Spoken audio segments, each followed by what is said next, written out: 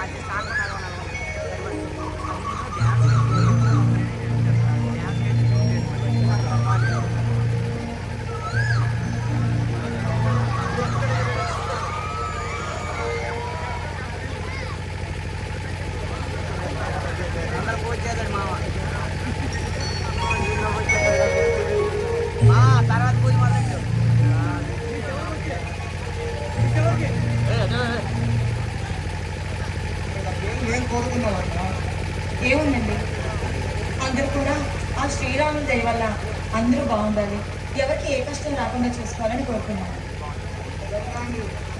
గర్వపడే కోరుకుంటామని తెలుసు. అంత గొప్ప మనసును బాగా నాకు ఇచ్చినందుకు నేను ఆ దేవుడికి చాలా రుణపడాను.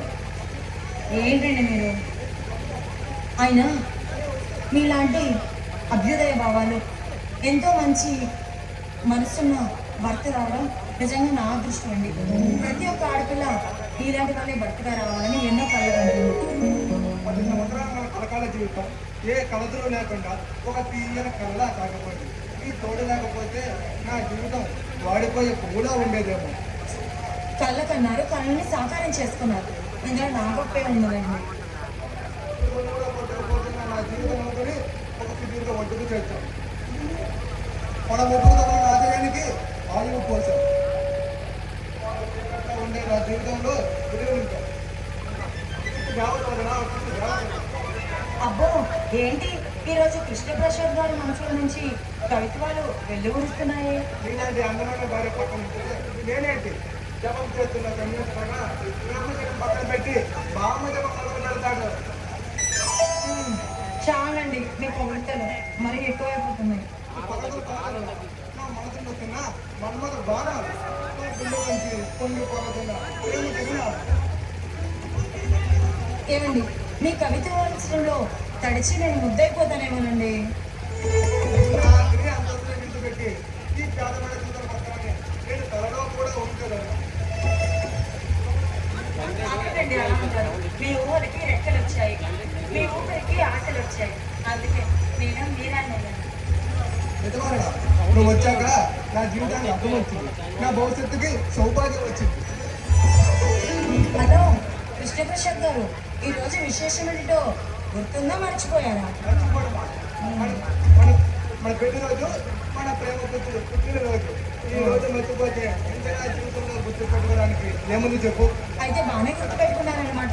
సరే, అయితే మీరు సాయంత్రం తొందరగా వస్తే మనం గుడికి వెళ్దామండి. నీ ఒరే ముఖ్యం. ఈ రోజంతా నీ కౌగులలో ఉండిపోవాలండి. ఈ రాత్రి కంటికి నిద్ర లేకుండా చేయాలండి. ఏమంటావు మరి? ఏమంటాను, తమరి ఇష్టమే నా ఇష్టం అంటాను.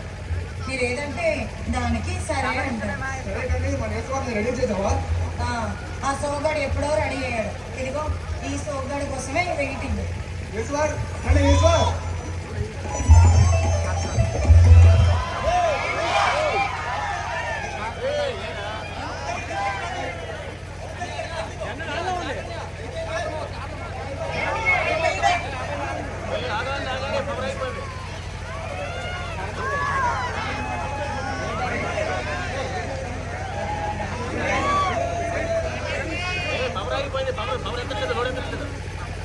ఎండ్రాడలు కదా మా లోడ్ ఎంత పడింది